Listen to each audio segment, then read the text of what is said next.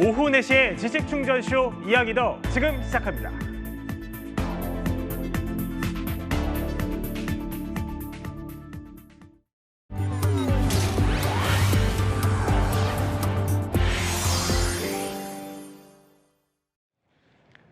제1야당 당사까지 의혹이 번졌습니다. 김건희 여사 의혹을 수사 중인 특검이요. 조금 전 국민의힘 당사를 압수수색했습니다. 바로 짚어볼 텐데요. 자, 임재 변호사, 지금 저 영상 보여드리고 있는 게 국민의힘 당사입니다. 김건희 여사 구속이 어젯밤 자정 무렵, 그러니까 어젯밤 11시 58분에 결정이 됐는데 딱 12시간도 안 돼서 바로 국민의힘 당사까지 전격 압수수색에 나서게 된 겁니다. 이 당 어디를 왜 조사하는 겁니까? 국민의힘 기획조정국도 압수수색 대상에 들어 있습니다. 예. 지금 받고 있는 혐의점은요, 2023년도 당대표 선거 전에 그러니까 이 당대표 선거에 영향을 미치기 위해서 통일교 교인이 당원으로 무더기로 가입을 했다는 의혹이 제기됐기 때문입니다. 예. 그리고 통일교 핵심 관계자 이 윤모 씨가 권성동 의원에게 불법 정치자금 1억 원을 건넸다는 의혹도 지금 조사 대상으로 전해지고 있는데요. 결국 관련된 의원들의 당 사무국 자료를 확보하기 위한 수순으로 보입니다. 하지만 네. 사실상 임의 제출을 받는 그런 형태로 자료를 확보하고 있는 것으로 보여집니다. 그럼에도 불구하고 이제 압수수색이 단행됐다는 부분에 대해서 여러 이야기 나오고 있습니다. 자, 그런데 이번 의혹에서 이 거론이 된 통일교 핵심 관계자 윤모 씨가 사실 이분은 2022년에 한학자 총재 불법 도박 논란 당시에 그때 윤핵관이 알려줬다 이러면서 이렇게 압수수색에 대비해야 한다 이렇게 말했던 이분이잖아요. 네, 바로 저 윤모 씨가 말했던 전화 녹취가 공개됐었거든요. 내용은 한학자 총재의 불법 도박 의혹이 있는데 압수수색 가능성이 있으니 대비하라고 윤핵관이 알려줬다. 이 전화 녹취가 공개된 겁니다. 특검에서는요, 이 바로 윤핵관이 권성동 의원이라고 의심하고 있는 것으로 알려졌습니다. 예. 그 대가로 통일교에서 1억 원이 권 의원한테 전달됐다 이렇게 의심을 하고 있는데요. 권 의원 측은 강력하게 반발하고 있습니다. 그러니까 이 통일교로부터 1억 원을 받은 적도 없고 네. 오히려 지금 특검 정치 공작과 악의적 왜곡에 단호히 대응하겠다면서 반발을 하는 상황입니다. 자, 국민의힘은요, 사전에 자료 제출을 하면 될 일인데 특검이 굳이 강제 수사에 나선 건 의도가 있다면서 빈집털이범이나 다름없다 이렇게 강하게 비판했습니다. 당의 심장이라 할 중앙당사를 압수수색했다는 것은 유례가 없고 천인공모할 야당 탄압입니다. 야당 전당대회를 방해하는 일명 용팔이 사건 같은 깡패짓을 자행한 것입니다. 자, 그러니까요. 특검을 1987년에 안기부가 개입을 해서 정치 깡패들이 당 창당대회에 난입했던 바로 용팔이 사건에 비유한 겁니다. 수사가 전방위로 확대되는 모양새인데요. 이런 가운데 의혹의 중심 김건희 여사는 어젯밤 결국 구속됐습니다. 국민 여러분께 저같이 아무것도 아닌 사람이 이렇게 심려를 끼쳐서 진심으로 죄송합니다. 수사 잘 받고 나오겠습니다. 오늘 법정에서 직접 발언하셨습니까? 서희건설 회장이 목걸이 전달했다는 자소서 냈는데 어떤 입장이세요?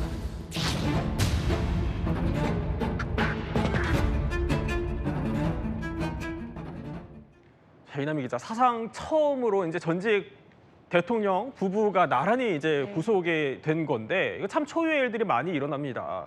그러면 이번에 그 수용 번호도 들고 머그샷 촬영도 한 겁니까? 자, 어젯밤부터 오늘 낮까지의 상황 제가 한번 딱 짚어드릴게요. 예. 어젯밤 11시 58분에 영장 발부가 되면서 원래는 경호처가 김 여사를 계속 경호를 했었지만 영장이 발부되면서 네. 이 경호 인력도 모두 빠졌습니다. 그렇군요. 그 전직 대통령 영부인에 대한 경호도 사라지는 거고요. 네. 교도관들이 이제 김 여사를 안내하게 된 겁니다. 그리고 그 남부구치소로 와서 피해자 거실에 기다리다가 교도관들을 통해서 이제 수용동으로 이동하게 되는데요.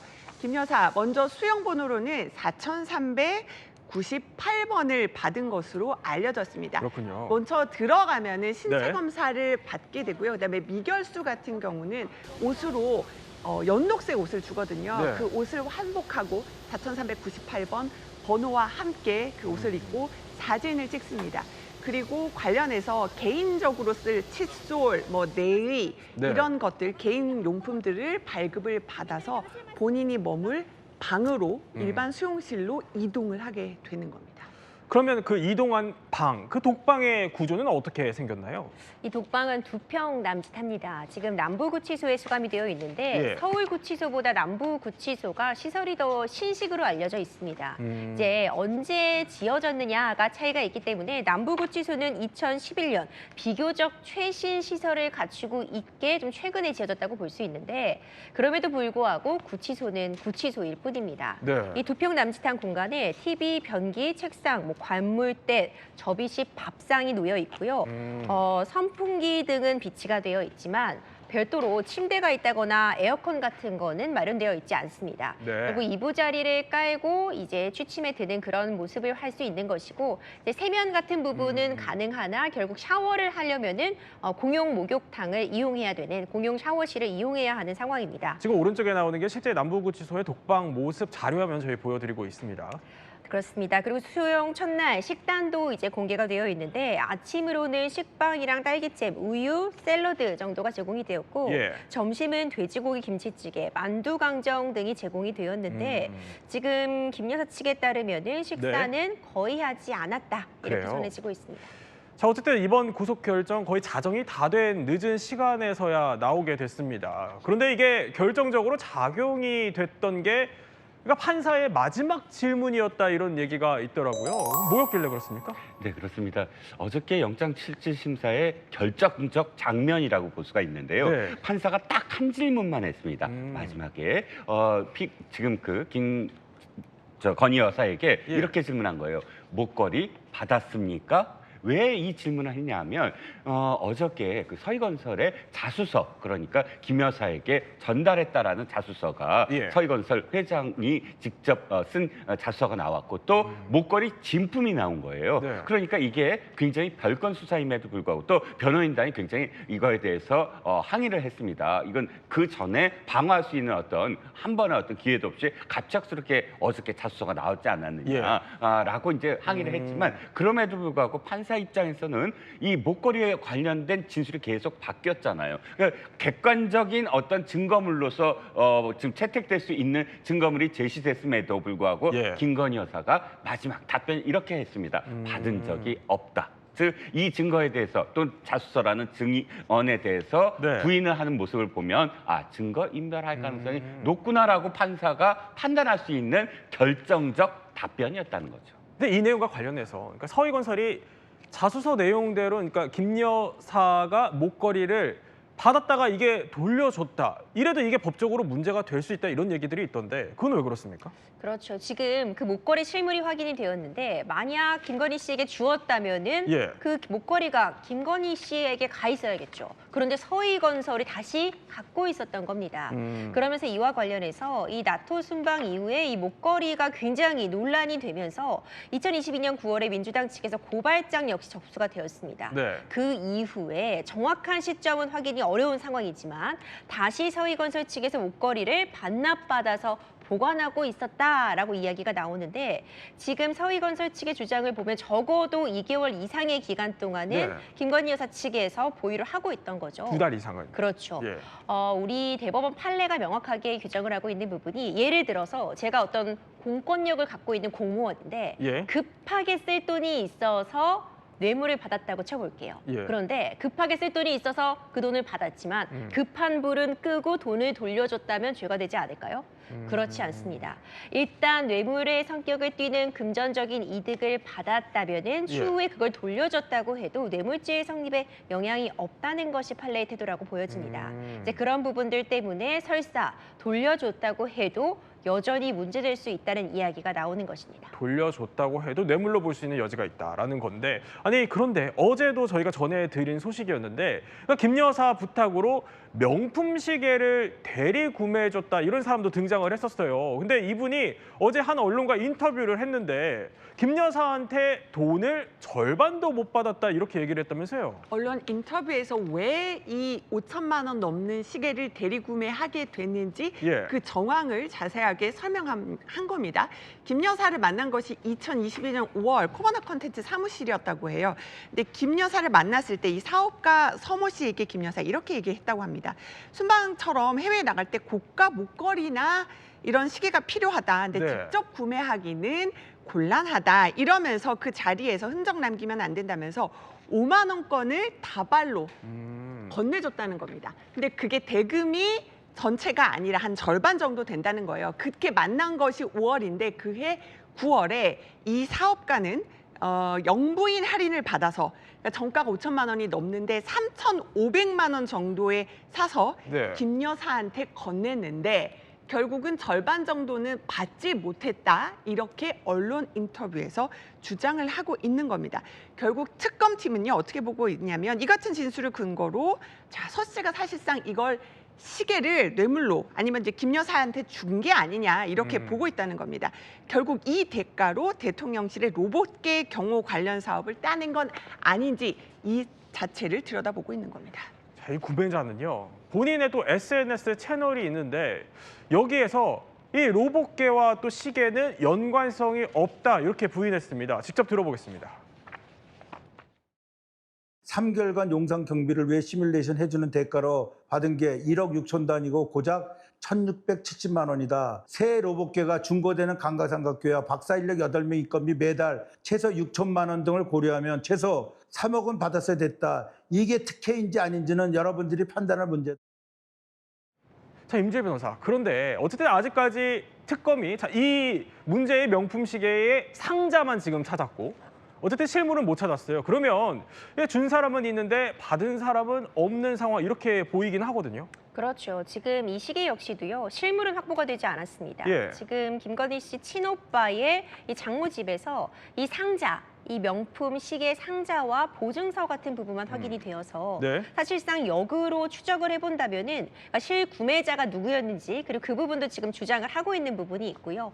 언제 어느 시점에 구매를 했는지까지는 충분히 확인이 가능한 상황입니다. 예. 결국 수사가 초점이 맞춰지는 부분은 현재 그렇다면 시계가 어디 있는지를 찾기 위해서 노력을 할 것 같고 네. 구매 자금 출처를 확인해 볼 것 같습니다. 자금. 그렇죠. 그러니까 굉장히 비싼 고가의 시계이기 때문에 네. 어떻게 그 자금을 충당했는지 지금 일각에서 나오고 있는 그런 주장처럼 좀 할인을 받게 해주고 그리고 이것을 그 대금을 다 받은 건 맞는지 김건희 여사 측에서 이 대금을 다 준 건 맞는지 이런 부분들 확인이 필요한데 이 부분은 조사가 좀 필요해 보이고요. 사실 어떤 할인을 받은 그 과정도 좀 불편해 보이는 측면이 있습니다. 그래요? 그럼 일반 국민들은 정가를 주고 구입을 하고 예. 어떤 영부인의 지위에 있었다면은 크게 할인을 받는 것이 또 적절한 조치였는가?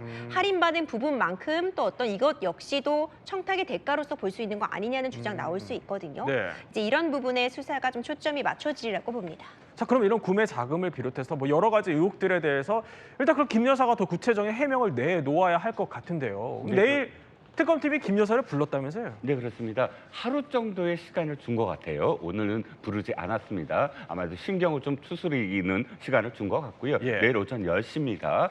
토안에 아마도 응할 것 같습니다. 응한다면 제일 먼저 약한 고리의 지금 판명이 났잖아요. 네. 시계와 목걸이 관련해서는 그렇기 때문에 특검에서는 그 부분이 제일 먼저 집중적으로 추궁을 할 것 같아요. 그러면 지금까지 법원에서 이야기한 것처럼 또 부인할 것인가 아니면 이것을 시인을 하면서 또 다른 방어 논리를 펼칠 것인가 오늘 하루 아마 많은 어떤 고민이 있을 것 같습니다. 네, 관련 소식은 또 계속 전해드리기로 하고요. 다음 이야기 살펴보겠습니다. 자, 3년 전에 녹취록 하나가 국정감사장을 뒤흔들었습니다. 이른바 청담동 술자리 의혹의 시작이었습니다. 이 자리에 있었던 그분의 한번 그 녹음을 한번 저에게 주어진 시간만큼 한번 들어보겠습니다. 거기 청담동 어디 다빌렸어. 근데 한동훈 윤석열까지 다 온 거야. 제가 저 자리에 있거나 뭐 제가 저 비슷한 자리에 있거나 저 근방 1km 안에 있었으면은 저는 뭐 걸겠습니다. 의원님, 저는 다 걸게요. 의원님 뭐 거시겠어요? 그런데요, 오늘 법원으로부터 이 의혹이 허위 사실이라는 1심 판단이 나왔습니다. 바로 짚어보겠습니다. 임주혜 변호사, 그러니까 이 청담동 술자리 자체가 없었던 일이다 이런 거예요? 재판부에서는 일단 그렇게 판단을 했습니다. 일단 해당 소송부터 간략하게 설명을 해보자면요. 네. 한동훈 전 대표가 손해배상 청구를 한 겁니다. 그 대상은 김희경 새만금 개발청장과 온라인 매체 대표 등을 상대로 해서 지금 앞서 살펴보았던 이 국정감사에서 지금 재생이 되었던 이 내용들 예. 관련해서 이제 온라인 매체의 보도 등 때문에 이런 가짜 정보로 인해서 명예훼손의 피해를 입었다고 하면서 10억 원의 손해배상 청구 소송을 냈거든요. 오늘 1심 판단이 있었는데 이 중에서 일부, 그러니까 8천만 원 가량의 손해배상 청구가 인정되는 판단이 내려졌습니다. 그 근거로 네. 재판부가 언급한 이야기를 그대로 좀 전해보자면요. 지금 청담동 술자리가 존재했다는 사실을 뒷받침하기 위해 제출한 그 소명 자료들만으로는 진실이라고 인정하기 부족하다면서 이 청담동 술자리가 존재했다는 사실은 허위라고 봄이 타당하다라는 판단을 네. 내린 것입니다. 그런데 이남일 기자, 아까 그 국정감사장 저희 영상 보긴 했지만 그때 그러니까 술자리를 증언하는 듯한 녹취가 존재는 하거든요. 그건 뭐예요? 한 여성이 바로 첼리스트예요. 예. 근데 그 여성의 목소리를 전 남자친구가 녹음해서 해당 매체와 이제 김의겸 의원실에 제보를 한 것으로 보입니다. 그래서 이 여성이 말했던 목소리를 근거로 그 술자리에, 청담동 술자리에 한동훈 전 대표 또 윤석열 전 대통령이 있었다, 이렇게 의혹을 제기한 건데요. 이 녹취 발언 당사자인 첼리스트는 법정에서 이렇게 얘기를 했어요. 나는 태어나서 윤석열 전 대통령, 한동훈 전 대표 한 번도 직접 본 적이 없다. 그러니까 그때 말이 네. 거짓말이었다는 건데, 왜냐하면은 당시 귀가가 늦었는데 좀 핑계대다 보니까 예. 그러니까 남자친구한테 거짓말을 했었다. 오. 이렇게 얘기하면서 결국은 이 술자리가 없었던 것으로 재판부는 판단한 것으로 보입니다. 그러니까 결국에 상황을 좀 모면하기 위한 거짓말이 여기까지 온 셈이기도 한데, 자, 1심 재판부는요, 오늘 이렇게 판결을 하기도 했습니다. 그러니까 의혹을 진실이라고 믿을 만한 이유가 있었다는 점은 인정이 안 된다. 그러니까 저 거짓말을 믿을 만한 이유가 없었다, 이런 얘기예요. 그렇죠. 그럴 만한 이유가 없다는 점이 강조가 됐습니다. 네. 물론 100% 진실이라는 것이 과연 존재할지 이런 철학적 질문을 던질 수도 있고요. 네. 그 외에 완전하게 어떤 조사가 되지 않았어도 보도할 수 있는 그런 부분들은 있겠죠. 그런데 문제는 어느 정도 합리적인 근거를 가진 어떤 언론 포명이 아니었던 같다는 겁니다. 특히 지금 앞서 살펴봤던 그 녹취의 당사자가 이 온라인 매체를 통해서 이거 청담동 술자리 거짓말이었다라는 부분을 이미 설명을 했음에도 예. 동의 없이 마치 술자리가 있었던 것처럼 보도됐다는 주장도 지금 하고 있는 상황이거든요. 이제 이런 부분들을 보자면 충분히 지금 진실이 아님을 확인할 수 있었는데 그런 확인 의무를 적어도 해태했다는 부분, 결국 진실이라고 믿을 만한 이유가 없었기 때문에 손해배상 청구가 인정된다는 취지라고 해석이 됩니다. 근데 저 재판부 물론 1심이긴 하지만요, 허위 사실이라고 굉장히 명확하게 명시를 하는데 이 법원에서 혹시 이렇게 판결을 하는 게 흔한 일입니까? 물론 지금 손해배상 청구가 문제가 되고 있는 것이고, 그 손해배상이 인정이 되려면 예. 이런 허위 사실 때문에 고통을 받았다, 명예가 실추되었다, 이런 부분들이 설명이 돼야 되기 때문에 당연히 이건 진실이라고 믿기 좀 어렵다라는 취지의 이야기가 들어갈 수는 있어 보입니다. 네. 이제 이번 사안도 그런 취지라고 보여지는데, 일단 이 재판부에서는 사실 그 청담동 술자리 자체의 존부를 다투는 재판은 아니었어요. 거기에 갔다고 해서 그 자체가 범죄가 되는 것도 아니고 네. 안 갔다고 해서 뭔가가 입증되는 건 아니지만 적어도 이것을 갔다는 것 자체가 허위로 볼 정도로, 진실이라고 믿지 않을 정도로 충분한 어떤 근거들이 있었는데 제대로 살피지 않았다는 측면을 강조하면서 허위다라는 부분을 언급한 것이라고 볼 수 있습니다. 그런데 잠깐 아까 이제 영상에서 봤던 게 그 국정감사장에서의 의혹 제기였는데 이 부분에 대해서 법원은 뭐라고 합니까? 그 부분은 또 문제가 되지 않았습니다. 오. 이 국정감사에서 하는 발언은 예. 면책특권이 부여되어 있습니다. 면책이요? 그렇죠. 이제 국정감사가 왜 하는지를 생각해 보자면은 어떤 문제 제기를 하고 이에 대해서 자유롭게 좀 의견도 개진할 수 있고 조사를 할 수 있는 그런 과정이기 때문에 이 국정감사장 자체에서의 발언이 문제된 것은 아니고 또 모든 언론 보도가 다 손해배상 청구 대상으로 인정된 것도 아닙니다. 일단 내 의견 표명의 경우에는 또 문제가 없다고 보았거든요. 그러니까 허위 사실 적시에 의한 명예훼손, 그에 따른 손해배상이기 때문에 단순히 내가 이에 관련된 의견 표명을 한 부분에 대해서도 손해배상이 인정되지 않았습니다. 자, 어쨌든 의혹이 터진 지 이제 한 3년여 만에 1심이 나온 거고 이게 허위 사실이라는 결론이 나온 건데 아니 그러면 이제 한동훈 전 대표와 김의겸 청장도 입장을 내놨을 거 아니에요? 그럼요. 한동훈 전 대표 이 소송 결과가 나오자 SNS에 입장을 올렸습니다. 민주당한테 사과해라 이겁니다. 아주 저질 가짜뉴스, 터무니없는 이 허위 사실을 바로 이렇게 공공연하게 공표를 네. 하고 했는데도 민주당은 이제 정확하게 사과를 해야 된다. 그러면서 이 얘기를 했어요. 이재명 대통령이 가짜뉴스 엄단해야 된다. 징벌적 손해배상을 하겠다. 이런 얘기를 했는데 이번 사안에 대해서는 어떻게 생각하냐? 이렇게 되물으면서요. 그런데 엄단 대신 김 전 의원한테 새만금 개발청장 자리를 줬네? 이런 반응을 보였습니다. 반면 김 전 의원, 그러니까 김 청장 측의 변호인은요. 바로 언론을, 그러니까 권력을 감시 비판하는 언론의 책임을 제약하는 판결이다. 항소하겠다. 이런 입장을 밝혔습니다. 아니 그럼 항소 의지를 밝힌 건데 자 그럼 확정 판결까지는 더 지켜봐야겠지만 임주혜 변호사 혹시 항소심에서 이 1심 판단이 뒤집힐 가능성은 있나요? 뭐 손해배상 액수 같은 부분이 조정은 있을 수 있겠죠. 하지만 일단 법원에서 들고 있는 그 근거들을 보자면은 일단 그 녹취 당사자가 이것이 사실이 아니다라고 밝히고 있기 때문에 기본적인 그 허위 사실이었다라는 부분에 대한 판단이 달라지긴 좀 어렵지 않을까 생각이 되고요. 다만 그 액수에 있어서의 어떤 그런 조정은 있을 수 있는 사안으로 보여집니다. 자, 항소심이 또 어떻게 나올지도 더 지켜봐야 할 것 같습니다. 다음 이야기 살펴보겠습니다. 모레 트럼프 미국 대통령을 6년 만에 만나는 게 러시아의 푸틴 대통령입니다. 역사적인 만남을 사흘 앞두고 있는데요. 그런데 푸틴이 돌연 이 사람과 전화 통화를 가졌습니다. 자, 그러니까 북한 김정은이라는 거예요.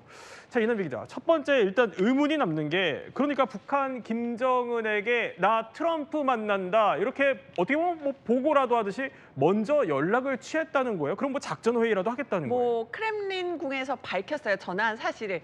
그런데 사실은 김정은한테만 전화를 한 거는 아닙니다. 그래요? 왜냐하면은 얼마 전에 6일 날 이제 미국 측에서 특사가 다녀갔고 그 이후에 15일 날 이제 미러 정상회담을 갖기도 했는데 시진핑이라던가 인도 모디 총리한테도 미러 정상회담 갔습니다를 알리면서 그 차원에서 김정은 국무위원장에게도 전화를 해서 전화를 걸었다는 겁니다. 자, 바로 트럼프 만남 사흘 전이죠. 그러면서 해방의 날은 졸업 모두의 날이다. 침략자와의 싸움에서 소련의 역할을 기억할 것이다. 김정은 위원장이 이런 얘기를 한 것으로도 전해지고 있습니다. 자, 그런데요. 더 이례적인 게 있습니다. 자, 저희가 장면 하나 보여드릴 텐데요. 뭐냐면 이게 북한이 직접 공개한 겁니다. 그러니까 전화 통화를 하고 있죠. 김정은이. 저게 푸틴과 통화하는 김정은의 모습입니다. 원래 그러니까 일반적인 보통 국가야 해외 정상들과 통화를 하면 저게 당연히 공개되지만 북한은 저게 역대 처음으로 알린 사실이라면서요? 그렇다고 합니다. 이 북한 매체가 외국에 공개되는 그런 매체와 인민들이 보는 그런 노동신문 동시에 공개를 했는데 이렇게 북한 매체가 최고 지도자와 외국 간 전화 통화를 공개한 게 이번이 처음이라고 합니다. 여러 가지 설명도 덧붙였는데 김 위원장과 푸틴 대통령이 지난해 6월 평양에서 체결한 이 포괄적 전략적 동반자 관계 조약에 따라서 양국 협조가 발전하고 있다. 협력 강화 의지를 확인했다. 이런 설명을 덧붙이기도 했는데 이제 푸틴이 미국 만나러 가기 전 과시를 하듯이 마치 우리 이렇게 친해요. 우리 이렇게 전략적 동반자 관계예요. 라는 걸 언급하면서 한 라인을 공개한 그런 것 아니냐라는 얘기도 나오고 있습니다. 북한이 사실 뭐 서신만 쓰지 김정은이 저렇게 전화 통화하고 있는 모습은 저도 거의 처음 보는 것 같은데 그만큼 뭔가 자랑하고 싶었던 속내가 깔린 것 같습니다. 북한 내부에서는요 이렇게 보도했습니다. 따뜻한 동지적 분위기 속에서 조로간 조약의 정신에 언제나 충실할 것이며 앞으로도 러시아 지도부가 취하게 될 모든 조치들에 대해 전적으로 지지할 것이라는 데 대하여 굳게 확언하셨습니다. 아니 그러니까 푸틴이 뭘 해도 다 지지하겠다. 푸틴을 향한 김정은의 마음이 엄청난 것 같습니다. 자, 그런데요. 요즘 트럼프가 최근 푸틴에게 이렇게 뭐 휴전하지 않으면 고강도 관세를 매기겠다. 많은 사람을 살해했다. 매우 실망했다. 그러니까 종전 좀 하라고 계속해서 밀어붙이고 있는 상황입니다. 트럼프와 푸틴이 만나면 어쨌든 러우 전쟁 종전 이 얘기가 핵심일 것 같은데 그럼 김정은이 중간에서 이거 눈치 보기라도 하는 거예요? 김정은이 두 가지를 지금 노릴 것 같아요. 첫 번째는 뭐냐면 이게 만약에 러우가 종전이 되면 러시아가 승리했다라는 것을 굉장히 지금 자랑할 겁니다. 그러면 네. 승전국에 동참한, 그러니까 자신도 어쨌든 북한도 승전국의 위치에서 뭔가 러시아로부터 좀 더 많은 것들을 얻어낼 수 있다라는 것 하고요. 두 번째는 뭐냐면 트럼프 대통령이 가장 지금 신경 쓴 게 러우 전쟁의 종식 아닙니까? 노벨 평화상도 사실 노리고 있고 그러면 러우 종전이 되면 트럼프 대통령의 시선은 어디로 갈까요? 북한으로 갈 겁니다. 북한과의 관계, 그러니까 일기 때 제대로 못한 북한과의 어떤 그런 관계를 완전히 이제 올인할 것이다. 네. 그래서 나 여기 있습니다라고 자꾸 표시를 함으로써 트럼프와의 또 다른 어떤 미국 북한 간의 어떤 협상을 대비해서 이렇게 자신이 자꾸 나서는 게 아닌가 싶은 거죠. 그러면 그러니까 이틀 뒤에 있는 회담 결과에 따라서 러시아에 있는 수많은 그 북한군들이 뭐 철군이 될지 말지 이 여부도 결정이 될 수 있을 것으로 보이는데요. 미국 정부에서는 이렇게 설명합니다. The Russia's Kremlin noted that North Korean troops will continue to be stationed in Russia even if the war between Russia and Ukraine ends. Do you think this will be an issue in the upcoming negotiation between President Trump and President Putin? Well, I won't know exactly where the conversation goes. Of course, none of us can know that except for the two men involved. 아니 그러니까 이게 만약에 전쟁이 끝나더라도 러시아에 가 있는 북한군을 그대로 남겨둘 수 있다 이런 소리예요? 저희가 전문가한테 물어봤어요. 이게 무슨 얘기냐 하고 물어봤더니 러우 전쟁 때문에 러시아가 새롭게 우크라이나 영토 점령한 곳들이 있는데 쭉 경계선만 따져봐도 1200km 정도 된다고 합니다. 전쟁이 끝나더라도 이 국경선 근처로 해서 지켜야 할 인력들이 필요한데 전쟁 때문에 많은 그 러시아 병력이 약화되고 명수도 모자라기 때문에 계속 전쟁이 끝나더라도 북한군의 어떤 지원이 더 필요할 것으로 보인다. 이 얘기를 전문가들이 하더라고요. 그러니까 남아서 전후 관리를 할 수 있다. 맞습니다. 2달 전에 사실 북한군 6,000명을 추가 파병하겠다 이런 계획도 알려졌었는데 심지어 그러니까 전후에도 더 많은 북한군이 러시아로 건너갈 수도 있다는 겁니다. 그렇다면 김정은과 푸틴의 밀월은 언제까지 지속될 수 있을까요? 전문가는 이렇게 전망했습니다. 러시아는 전쟁이 끝나면 전후 복구, 경제 발전에 주력을 해야 될 상황이기 때문에 북한의 활용도는 현저하게 떨어진다. 북한 카드를 버리지는 않겠지만 표현 가치가 만일에 사라지게 되면 그때는 이제 북러 밀착을 지금처럼 할 이유가 없죠.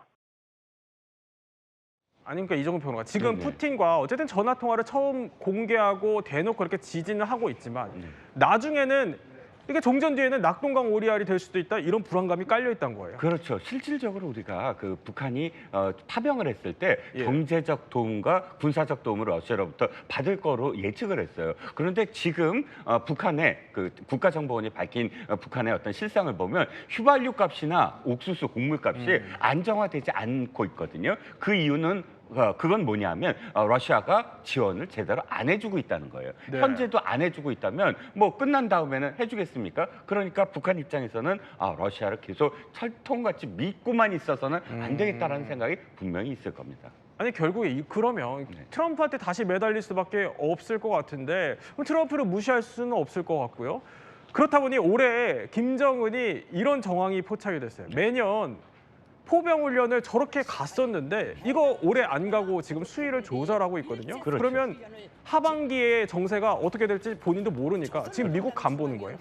상황을 관리하고 있다 이렇게 생각을 합니다. 돌변하는 어떤 상황, 그러니까 북한과 미국 간에 어떠한 협상이 이루어질지도 모른다는 가능성에 대비하고 있는 것 같아 보이기도 하고요. 예. 월간조선이 단독으로 공개한 문서가 하나 있습니다. 학습재강이라는 건데, 예. 그러니까 북한의 어떤 간부들끼리 보는 어떤 문서예요. 그 문서에 재미있는 어떤 표현이 있습니다. 미국이 북한에게 손해를 끼친 게 78조 달러다. 이렇게 써져 있어요. 처음으로 손해액을 쓴 건데 우리나라 돈으로 환산하면 1경이 넘어요. 네. 근거는 없죠. 하지만 그런 액수를 썼다는 건 앞으로 미북 협상에 있어서 어떤 손해배상 등 어떤 것을 청구하려는 어떤 움직임이 아니냐라고 전문가들은 바라보고 있습니다. 자, 뭐 푸틴과 김정은의 밀월 관계 금방 깨질지 말지는 곧 하반기에 결과가 나올 것 같습니다. 다음 이야기 살펴보겠습니다.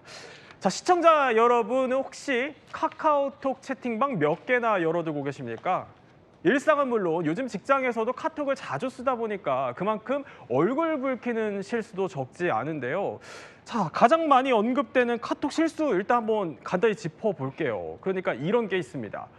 바로 술 마시고 저렇게 옛날 연인한테 잘 지내? 자니? 보고 싶다. 자, 이런 메시지 뭐 보내보신 분들도 있으실 것 같고, 자, 그러면 아침에 일어나서 좀 머리 움켜쥐신 분들이 이럴 경우에 한둘이 아닐 것 같은데 혹시 이남희 기자 기억나는 카톡 실수 있으세요? 아, 저도 카톡방이 정말 많아요. 일한 공식 유행커도 마찬가지잖아요. 맞아요. 공식으로 예. 일하는 카톡방이 굉장히 많은데 저는 이제 후배들 업무 지시한다고 이거 취재하고 A 기자 이거 취재, B 기자 이거 취재 쫙 업무 지시를 올렸는데 알고 보니 저희 동창 카톡방에 올라가셔서 아, 동창들한테 제가 지시야. 화들짝 놀라서 미안하다면서 지웠는데 네. 그렇지 기자들 바쁘지 하고 웃으면서 넘어갔던 기억이 납니다. 뭐 중요한 정보가 있었던 건 아니지만 정말 실수해서 정말 얼굴이 빨개졌던 기억이 나네요. 이정규 평론가 뭐 있으세요? 아, 저는 집에 이제 밤늦게 이제 들어가서 예. 자기 직전에 침대에서 카톡을 확인했는데 작가님이 저한테 원고로 보내주신 거예요. 그다음 새벽에 할 걸. 그래서 제가 네라고 답변을 하려고 했는데 니은을 누른 상태로 잠이 들어버렸어요. 다음날 아침 새벽에 보니까 네. 니은이 48개가 적혀 있더라고요. 그것도 바로 제가 사과를 했죠. 아, 그러셨군요. 사실 이렇게 실수가 많다 보니까 뭐 카톡 대참사라는 그런 일화가 거의 매년 갱신이 될 정도인데, 아니 근데 5분 내에 사실 삭제는 할 수 있잖아요. 근데 자, 이렇게 보내버리고 술 마시고 다음날 이제 자버리면 이런 거 사실 지울 수도 없고 답도 없는 거 아니에요? 아, 그렇죠. 사실 카톡에도 삭제 기능이 있습니다. 보통 내가 잘못 보낸 걸 금방 인지하면 그나마 다행입니다. 네. 그러니까 5분 이내라면 내가 잘못 보냈다 내지는 잔이 보냈다가 잔이 아닌 것 같다. 다시 회수하고 싶다고 하면은 꾹 눌러서 모두에게 삭제하기 버튼을 누르면 되거든요. 그런데 문제는 자고 일어났는데 이미 보내버린 문자, 더 이상은 지울 방법이 없었던 거죠.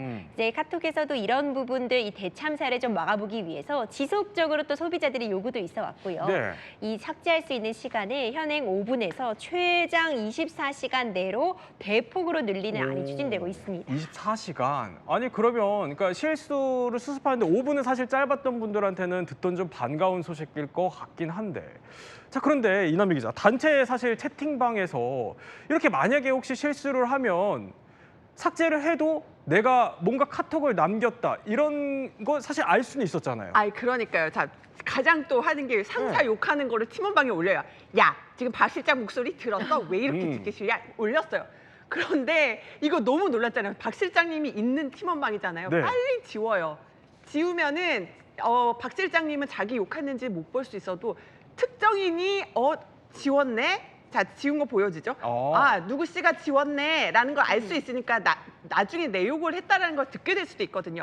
근데 이번에 이제 24시간 안에 지울 네. 수 있게 되면서 누가 이 메시지를 지웠는지도 알지 못하게 이번에는 만들었어요. 그러니까 많은 분들이 이것도 좀 환영을 하는 분이에요. 그럼 이전에 그러니까 박 실장님이 혹시 못 봤더라도 뭘 지웠나 자네 약간 이럴 수도 있는 그러니까요. 거잖아요. 그러면 네. 역추적하면 조사하면 다 나오잖아요. 근데 이제는 누가 지웠는지 모르게 그 기능까지도 개선을 했다 이겁니다. 아니 근데 혹시 이종훈 평론가 네네. 아예 그러면은 저렇게 누가 삭제했는지를 모르게 그냥 아예 삭제 흔적조차 지워줄 수는 없는 걸까요? 그 부분은 논쟁이 있어요. 일단 삭제해야 되는 거 아니냐. 어차피 누가 삭제했는지 모르는 상황이니까 삭제된 메시지입니다라는 말도 삭제해달라라는 측과 아니 그거는 남기자라는 측과 이제 공방이 벌어졌는데 이건 만든 회사의 입장을 좀 봐야 될 것 같아요. 이 카카오톡을 만든 회사의 입장에는 뭐냐면 톡이 붙잖아요. 톡. 말하는 것. 그러니까 우리가 이렇게 대화방에서 이야기하는 걸 말하는 것과 똑같이 구현하고 싶은 게 이 카카오톡의 운영 철학이라고 합니다. 그러니까 우리가 말을 했다라는 어떤 그런 부분까지 남기는 게 우리가 대화하는 것과 똑같은 어떤 상황을 그대로 구현하는 게 자신들의 어떤 입장이라고 합니다. 네, 디지털 소통 시대의 이모저모까지 한번 짚어봤습니다. 자, 오늘 몰랐던 이야기 더로 넘어가기 전에 또 퀴즈가 준비되어 있습니다. 자, 이 퀴즈 풀고 가겠습니다. 최근에 조국 전 대표의 사면으로 특별 사면이 주목을 받고 있죠. 그런데 2002년에요. 6년 만에 사면된 정태수 한보그룹 회장은 청문회에서 직원들을 땡땡으로 불렀다고 합니다. 자, 땡땡은 뭘까요? 자, 이 퀴즈 정답은 잠시 후 전문가들과 함께 풀어드리겠습니다. 지식충전 지금 시작합니다.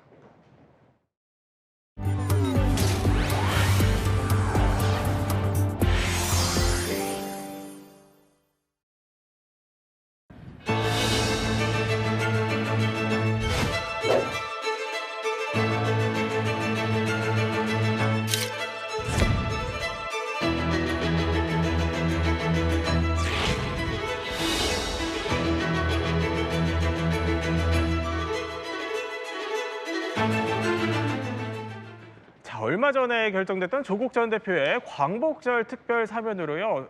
이 사면에 대한 국민적 관심이 높아지고 있죠.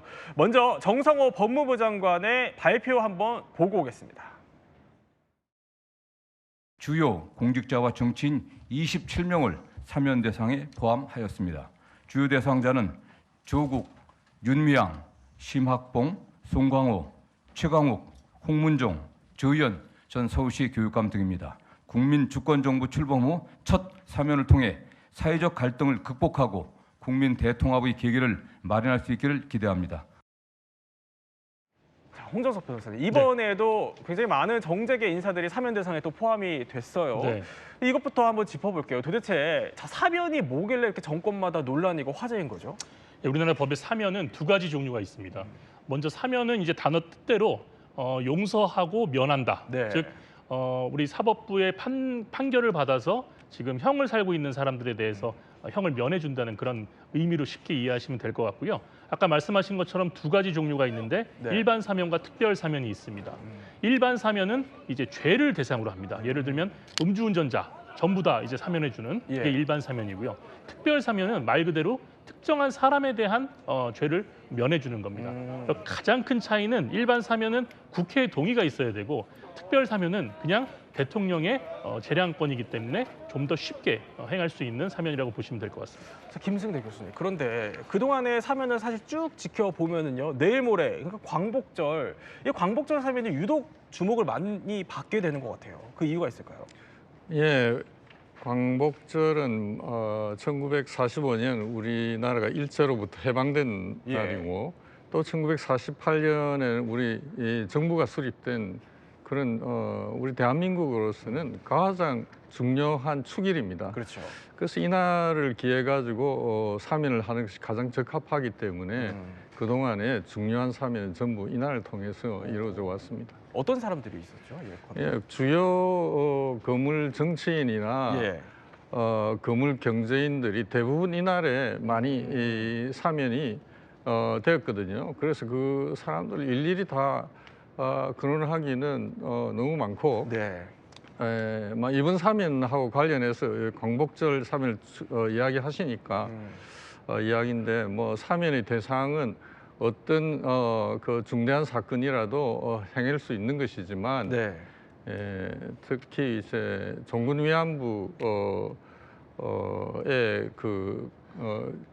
기속될 자금을 횡령했다 하는 사건은 광복절 사면으로서는 좀 적합하지 못했던 것이 아닌가 이런 생각이 듭니다. 개인적인 또 의견을 주셨는데, 자, 그러니까 광복절이 특별 사면의 한 3분의 1 정도가 다 이 광복절에 몰려 있다 이런 얘기들도 있어요. 그런데 그러면 특별 사면이라고 하면 정치인과 경제인 누가 사면되냐 이것도 화제지만 원래 특별 사면의 목적도 따로 있지 않습니까? 네, 원래 특별 사면의 목적은 생경 범죄자, 그 다음에 이제 수감이 됐긴 했지만 딱한 사정을 가진 사람들을 대상으로 원래 했었는데 이게 시간이 지나다 보니까 이제 정치인 사면이 좀 우선되는 측면이 있습니다. 일단 2022년 8.15 이제 광복절 특별 사면이 됐던 사례들을 좀 찾아보면 65세 중증 환자 A 씨 같은 경우는 주점에서 소란을 피워서 영업을 방해한 혐의로 1년 6개월형을 선고받아서 수감 중이었는데 지금 화면에 보시면 배가 굉장히 많이 나왔잖아요. 제배 같은데 이게 많이 먹어서 그런 게 아니라 이제 복막염 때문에 이제 배가 나온 걸로 이제 추정되고 있거든요. 그러니까 말기 환자라 어차피 이제 수명이 얼마 남지 않았기 때문에 이제 특별 사면을 받아서 이제 연명 치료를 위해서 풀려난 케이스고요. 그리고 62세 여성 B 씨 같은 경우도 노상에 진열된 7만 원 상당의 마늘 2접.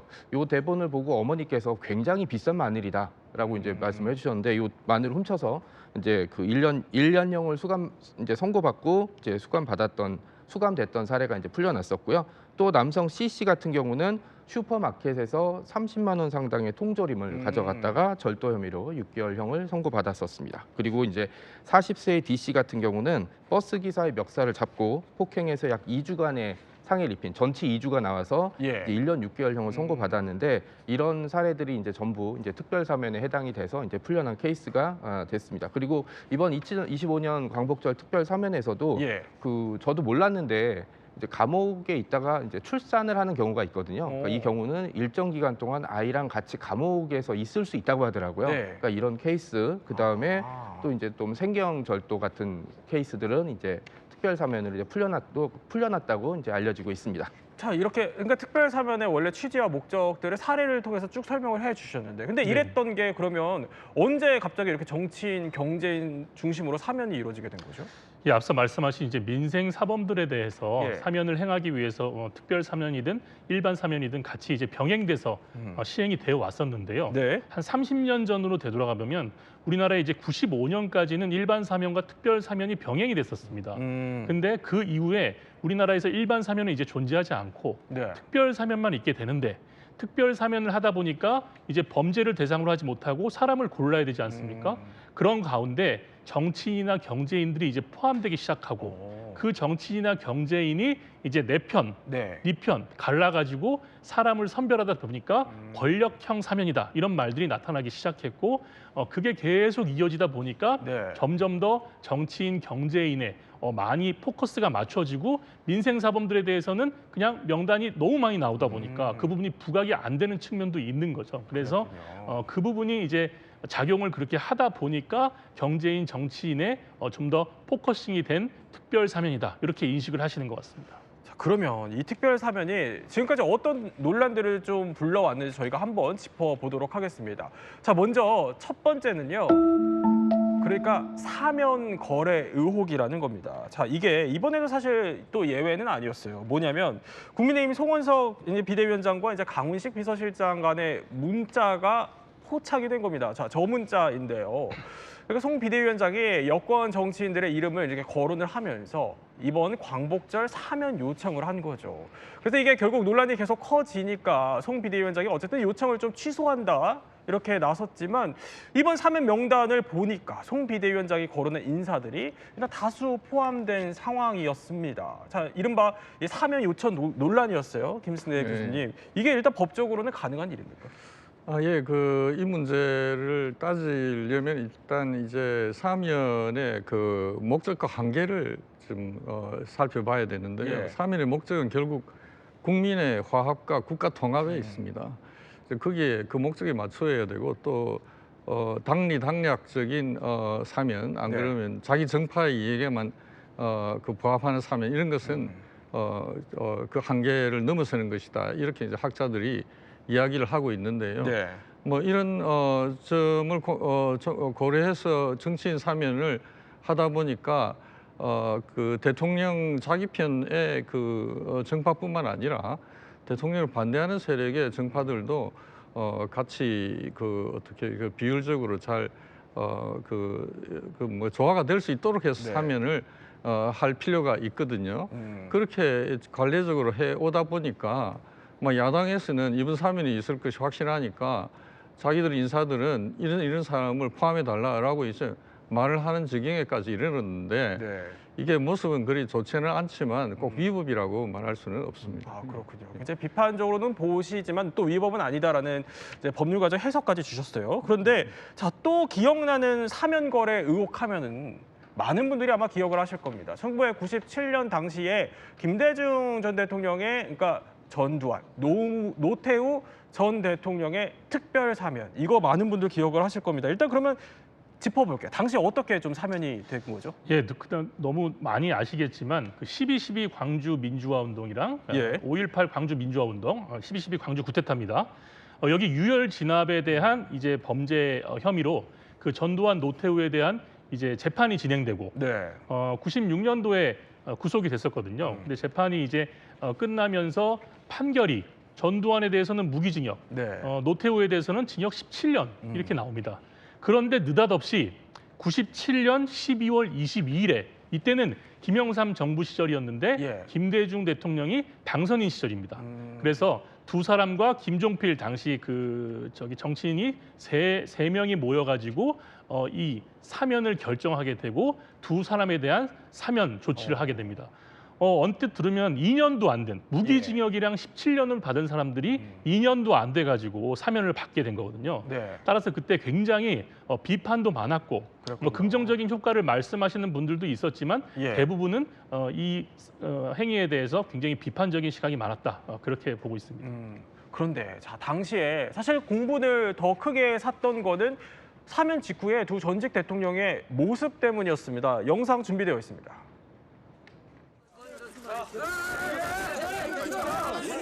국민 여러분들에게 오랫동안 너무 심려를 끼쳐드려서 정말 죄송스럽게 생각합니다. 그리고 지난 2년 동안 국민들이 끊임없이 격려를 해주시고 사랑을 해주신 데 대해서 오늘 이 자리를 빌어서 진심으로 감사를 드리겠습니다. 국민 여러분들에게 크나큰 심려를 안겨드린 데 대해서 정말 송구합니다. 자, 노태우 전 대통령은 뭐 크나큰 심려를 끼쳤다 이렇게 사과를 하는데 전두환 전 대통령은 국민들이 사랑을 주신데 감사드린다 이렇게 얘기를 해요. 저도 이제 그때 생방송으로 봤던 기억이 나는데 그때 들었던 생각이 어디 뭐 놀러 갔다 왔나? 라는 생각이 좀 들었었고 나중에 이제 제가 추리 소설을 쓰면서 이제 심리학적인 분석들을 좀 해보면 전형적인 확신범이에요. 자기가 저지른 게 죄가 아니다라고 생각하기 때문에 사면이 됐다고 해서 특별히 고마워하거나 아니면 내 삶을 돌아보거나 이런 자세들이 아니었고 그게 고스란히 묻어나왔기 때문에 이제 사람들이 좀 붕괴했고 저도 그중 하나입니다. 아마 그리고 제가 이때 들었던 기억 중에 하나는 기자들한테 한번 농담 삼아서 기자 양반들은 감방 가지 마세요. 아 별로 안 좋아. 약간 이런 식으로 이제 농담 비슷하게 했던 적이 있었었는데 그것 역시 저를 비롯한 많은 사람들을 좀 이제 좀 속상하게 만들었던 기억이 좀 납니다. 당시를 회상까지 해주셨어요. 그런데 사면 거래 의혹은요. 원래 우리가 이렇게 쭉 정치인을 짚어봤지만 정치인뿐만이 아닙니다. 그러니까 유전무죄, 무전유죄 이 재계의 사면 거래 의혹도 논란입니다. 맞습니다. IMF를 촉발시켰던 한보그룹의 정태수 당시 회장 모습 많은 분들이 기억을 하실 텐데요. 당시 그런데 부실 경영 청문회 때의 뻔뻔한 모습도 국민들의 공분을 샀었어요. 당시 영상 보고 이야기 나눠보겠습니다. 특정한 정치인이나 은행가들에게 주어라고 한 돈을 중간에 떼어먹는 자가 있다고 정치 과정에 이야기한 적이 있죠. 잘 모르겠습니다. 검찰의 조사 자체가 잘못되니까 기억이 안 납니다. 계속해서 만분으로도 그대로 이렇게 다 됩니다. 자, 어떻게 보면 대답은 잘 안 하고 잘 모르겠다 이렇게 일관하는 답답한 모습인데 퀴즈 한번 풀어볼게요. 이쯤에서. 퀴즈 띄워주시죠. 자, 2002년에 6년 만에 사면된 정태수 한보그룹 회장은 청문회에서 직원들을 땡땡으로 불렀다라고 하는데 자, 땡땡 정명수 장의 정답이 뭡니까? 정답은 바로 머슴입니다. 머슴이요? 네. 무슨 일이죠? 이게 그러니까 이제 자금 흐름이라든지 아니면 이런 거에 대해서 이제 경고한 임원들이 있었다라고 얘기를 하니까 정태수 회장이 아니 그거는 주인이 내가 알지 머슴들이 뭘 아느냐고 얘기를 했던 걸로 기억이 나고 제가 그때 그 한보그룹은 아니지만 그 모 회사의 머슴이었거든요. 머슴이어서 이제 다음 날 이제 출근해서 직원들끼리 야 너도 머슴 나도 머슴 그럼 우리 부장님은 뭐 이게 집사인가 뭐 이렇게 얘기했던 기억이 좀 났는데 당시 정태수 한보그룹 회장이 유행시킨 게 두 가지가 있어요. 하나는 휠체어. 이후에 이제 그 경제계에서 유독 건강하시던 분들이 이제 약간 재판정에 들어서면 이제 수위 있고 휠체어 타고 들어왔던 게 한 가지 유행이었고 또 하나가 저 머슴이었다는 얘기였는데 그러니까 이제 자금 흐름이라든지 이런 건 전부 다 내가 관리한다. 딴 사람들은 모르고 있다. 그리고 청문회 때 모습 잘 보시면 상대방 이제 김문수 의원이었죠. 김문수 의원 질문에 이렇게 눈을 감거나 딴 데를 바라보고 대답을 했어요. 이거는 이제 제가 알기로는 두 가지거든요. 하나는 거짓말. 또 하나는 상대방이랑 나랑 동급이 아니다.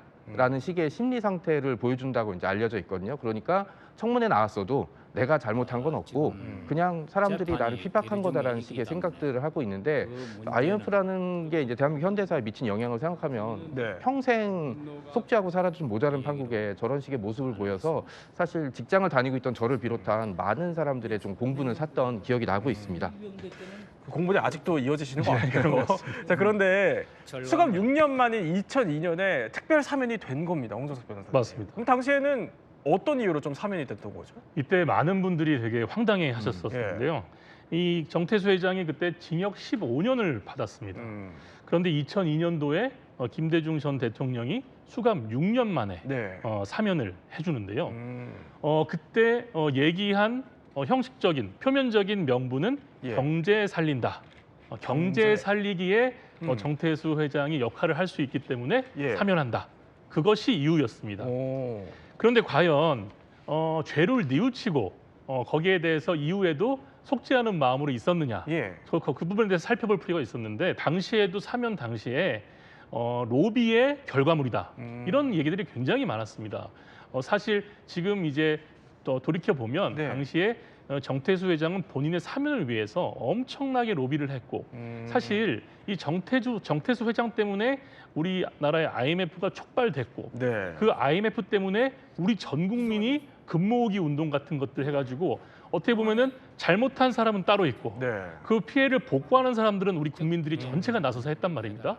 그렇다면 아까 작가님 말씀하신 것처럼 평생 속죄하는 마음으로 살아도 시원찮을 판에 이 정태수 회장은 석방이 된 이후에도 그런 반성의 그 행동을 하고 거기에 대한 무슨 봉사활동이나 이런 것보다 그 이후에도 횡령으로 다시 기소가 됐습니다. 심지어. 그래서 형을 심지어 받았는데 본인이 아까 휠체어 얘기도 하셨는데 결국에는 또 병이 있다는 그 핑계로 병 보석을 또 신청해가지고 그 부분에 대해서 또 사면을 받아서 결국에는 치료를 목적으로 해외로 건너갑니다. 그런 다음에 사라져요. 그래서 그 사라진 이유는 이제 행방을 모르는데 이제 사망한 채로 이제 그 결론은 났는데 결국에 이 사면에서 알 수 있듯이 경제를 살리라고 사면을 해줬는데 오히려 횡령 혐의로 기소가 되고 그 이후에 국가 경제에 기여하는 것은 없이 그 비자금을 조성했던 그 돈으로 본인 치료를 위해서 출국을 하고 결국에는 사라지는 이런 결과를 초래했기 때문에 이 부분도 굉장히 비난을 많이 받아야 마땅한 사안으로 보입니다. 아니 그럼 사면의 본래 목적대로 경제를 살렸다 이렇게 보기는 좀 어려울 것 같은데요, 김순례 교수님? 물론 그렇죠. 그래서 이 사안은 전형적인 사면권의 한계를 벗어난 사면이었다. 이렇게 결론적으로 판단이 됩니다. 그래서 이제 이 사면권은 대통령의 재량권으로 지금 생각이 되고 그렇게 운영이 되고 있습니다. 그런데 학자들은 여기 한계가 있다.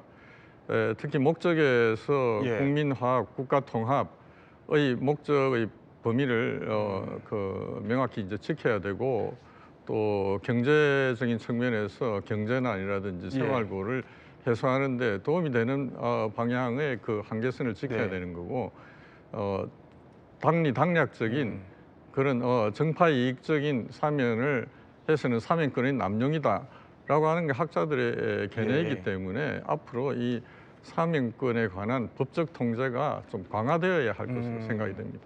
그런데 논란의 문제는 이뿐만이 아니에요. 아니 정태수 회장뿐만이 아니라 재범 사례가 있어요, 심지어? 예, 맞습니다. 자꾸 기업인들 사례만 들게 돼가지고 예. 기업인들에 한정된 거 아니냐 이렇게 생각하실 수 있는데 네. 이건 꼭 기업인들에 한정되는 얘기가 아닙니다. 제가 말씀드리고 싶은 그 두 분이 이제 김우중, 예. 최원석 이 두 분 다 아주 그 국민들께서 잘 알고 계시는 분이죠. 특히 예. 김우중 김우중 회장은 그 대우그룹의 이제 회장인데 사면을 일반인들은 한 차례도 받기 힘든 네. 사면을 무려 3차례나 받았습니다. 김우중, 최원석 회장 모두 마찬가지로 3차례 사면을 받았는데 네. 이 사면을 거치면서 본인들에게 주어진 그런 사면의 혜택이 있지 않습니까? 그리고 사면을 해준 이유가 있지 않습니까? 네. 아까 말씀드린 것처럼 경제를 살리라든지 뭐 국민 대통합의 그런 일원으로 사면을 했다든지 그런 취지를 어떤 실천으로 옮기는 것보다는 본인들의 사면을 위한 그런 로비와 그런 것들로 계속적으로 행위를 한 이런 사안들에 대해서 이런 것들이 자꾸 발생하기 때문에 이게 논란이 되고 이것이 사면 논란으로 이제 더 번지는 거 아닌가 이런 생각이 듭니다. 자, 그러면 이번에는 특별 사면이 불러온 두 번째 논란 한번 짚어보겠습니다. 두 번째는요, 이겁니다. 그러니까 국론 분열인데 정 작가님, 그러니까 네. 특별 사면 이야기만 나오면 정치권은 물론 이 국민들까지 사실 양쪽으로 갈라진다고 해도 과언이 아니에요. 그러니까 특별 사면을 하게 될 때 많이 얘기가 나오는 것 중에 하나가 이제 국론을 통합시킨다, 네. 분열된 국론을 모은다라고 했는데 오히려 국론을 더 쪼개버리는 일들이 되게 많은데요. 대표적인 사례가 2021년 초, 그러니까 박근혜 그리고 이명박 전 대통령에 대한 사면 논의가 나왔을 때 거의 여론조사는 거의 반반이었어요. 이제 찬성, 반대.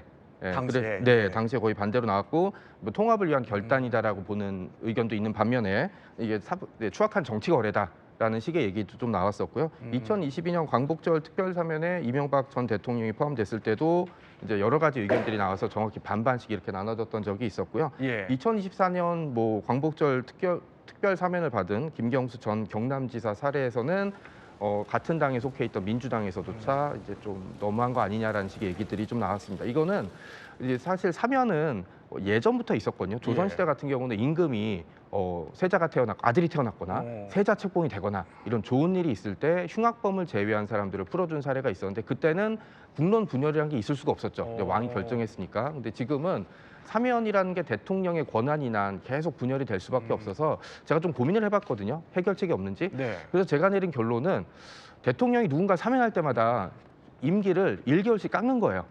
예, 그러면 사면을 할 때 굉장히 신중하게 하지 않을까라는 이제 작가적인 상상력을 좀 발휘해봤습니다. 작가적인 또 개인적 네, 의견을 또 맞습니다. 주셨습니다. 자, 그러면 이번에 사면이 불러온 마지막 논란 한번 짚어볼게요. 자, 마지막 논란은요, 이겁니다. 피해자를 외면한 결정 아니냐 이런 비판이에요. 근데 사실 특별 사면에 대한 어떻게 보면 피해자들의 분노가 고스란히 담긴 장면이 있습니다. 영상으로 확인해 보겠습니다. 자, 이 영상인데요. 조금 전에 봤던 1997년 전두환 전 대통령 특별 사면 결정 후 이렇게 시민들이 분노하고 계셨던 모습입니다. 20년도 더 지난 후인 2019년 고 조비오 신부의 사자 명예훼손 재판 출석을 위해서 광주에 갔던 전두환 전 대통령의 모습도 보여드리고 있습니다. 시민들 속에서도 저렇게 꿋꿋하게 있는 모습 보여드리고 있는데, 자, 이런 모습을 보면 사실 정 작가님, 피해자 입장을 좀 고려하지 않은 처사 아니냐 이런 비판이 나올 법도 해요. 그러니까 제가 역사 현장에 많이 있었는지 예. 저 장면도 이제 본 적이 있었고 제가 역사에 관심이 많으니까 광주 5.18 민주화 항쟁과 12.12 불법 쿠데타에 대한 자료들을 좀 보고 있으면 그 숫자 속에 들어간 피해자들의 고통에 대해서 공감을 하는 사례들이 굉장히 많이 있거든요. 두 대통령의 사례를 좀 살펴보면 전두환 전 대통령 같은 경우는 12.12 군사 쿠데타와 5.18 광주 민주화 운동 유혈 진압에 따른 내란 수괴, 내란 목적 살인 그리고 대규모 뇌물수수 혐의로 무기징역 그리고 추징금 2,200억 원 이상을 선고받았고 노태우 대통령도 마찬가지였는데 1997년 12월에 김영삼 대통령이 국민 대통합을 명분으로 특별 사면과 복권을 좀 단행했습니다. 네. 그리고 최근에는 블랙리스트 사건에서도 이제 관련자들이 풀려난 사례들이 있고 저는 이 장면 얘기할 때마다 기억나는 게 그 유영철이었나요? 예. 그 체포당해서 나왔을 때 유가족이 이제 덤벼드는데 이제 경찰이 형사가 이제 발길질을 하는 장면이 나왔었거든요. 당연히 형사 입장도 이해가 되고 피해자 입장도 이해가 되는데 범죄가 발생하게 되면 피해자들이 남거든요. 피해자들이 가장 고통받는 장면은 작별 인사를 못했다는 거예요. 그러니까 뭐 예를 들어 병상에서 돌아가시게 되면 예. 마지막 작별 인사하고 엄마 아빠 사랑해 이렇게 할 수 있지만 아빠 잘 갔다 와 이렇게 하고 나는데 그게 마지막 장면이 되는 경우들이 범죄 피해자들이라고 부르는 가족들이 평생 트라우마를 안고 뭐 자살이라든지 극한 결정을 하게 되는 굉장히 큰 일들이 있고 피해자 단체에서도 이게 정의냐라는 얘기들을 굉장히 많이 하게 돼서 이 문제는 앞으로 사면을 하게 될 때 굉장히 많이 신경 써야 될 것 같다고 믿고 있습니다. 자, 그러면 지금부터는요, 이 논란이 되고 있는 특별 사면과 관련해서 진실과 오해 한 번씩 짚어보려고 합니다. 이름하여 사면 팩트체크 시간 한번 가져보겠습니다. 자, 첫 번째, 권력층 사면까지 걸리는 시간은 평균 2년이면 사면이 된다. 이게 맞아요? 맞습니다. 예. 정확히는 2.1년으로 이제 나오는데요. 2016년에 네. 모 언론사에서 1980년대부터 2016년까지, 2016년 기준 통계입니다. 분석을 권력층의 564명에 대한 사면 결과에 대해서 분석을 해봤더니 공교롭게도 2년이면 나온다. 아까 이제 우리 전두환 노태우 전 대통령의 사례도 2년이지 않았습니까? 네. 공교롭게 똑같은데 그렇네요. 이렇게 564명에 해당하는 그 범죄자들이 2년, 그 무기징역을 받던 17년을 받던 15년을 받던 2년이면 나온다는 거 아닙니까? 이게 사실 저도 통계를 보고 좀 놀랐는데 일반 국민들 정서상 이게 과연 타당한 사면에 대한 그 이런 취지나 이런 것들을 봤을 때 타당한 기간인지 거기에 대해서 한번 생각해 볼 필요가 있을 것 같습니다. 자, 그럼 팩트체크 하나 더 짚어볼게요. 자, 살인범이나 강력범은 특별 사면으로 풀려날 수 있다, 없다, 어떤 게 맞습니까? 저는 없다라고 하고 싶은데 있다가 맞습니다. 아, 그래요? 이제 제가 사례들을 몇 개 살펴봤는데 이명박 정부 시절인 2010년 광복절 특별 사면 때 여기 이제 살인범이 포함된 적이 있었는데 이 살인범 같은 경우는 강도살인, 그러니까 강도살인의 무기징역을 선고받았는데 강도살인의 무기징역이면 직접 들어가서 칼이나 흉기로 피해자를 죽였다는 게 이제 맞는 사례인데 이 사례 또한 반성을 했다는 이유로 풀려났습니다. 자, 김 교수님, 끝으로 짧게 여쭤보면, 자, 특별 사면 사실 할 때마다 논란이에요. 그럼에도 불구하고 우리가 해야 하는 일은 뭐라고 보십니까? 예, 특별 사면은 역시 뭐 국민 통합이나 그 큰 정치를 위해서 필요한 제도라고 생각이 됩니다. 그래서 뭐 그리고 지금까지 꾸준히 실시가 되어 우리 헌법상에 정착된 제도이기 때문에 이것을 폐지하자 하는 것은 좀 곤란하고요. 왜냐하면 또 그 사법부의 재판이 뭐 아무리 공정하다 하더라도 그것만으로는 그 어떤 시대의 변화나 유연성에 적절히 대처할 수가 없는 것입니다. 그래서 뭐 제도는 필요하다고 봐야 될 것입니다. 예, 세 분과 함께 특별 사면에 대해서 몰랐던 이야기 살펴봤습니다. 저희는 60초 후에 뵙겠습니다. 자, 저희 방송이 나가는 도중에 김건희 여사 측에서 다음과 같은 내용을 기자들에게 공지했습니다. 식사를 거부 중인 것은 사실이 아니다. 몸이 많이 안 좋아 식사가 안 넘어가는 현상이 있다라는 입장을 밝혔다는 점 전달해드립니다. 이야기 더 내일도 오후 3시 50분 저희와 함께 지식 충전해 보시죠. 시청해주신 여러분 고맙습니다.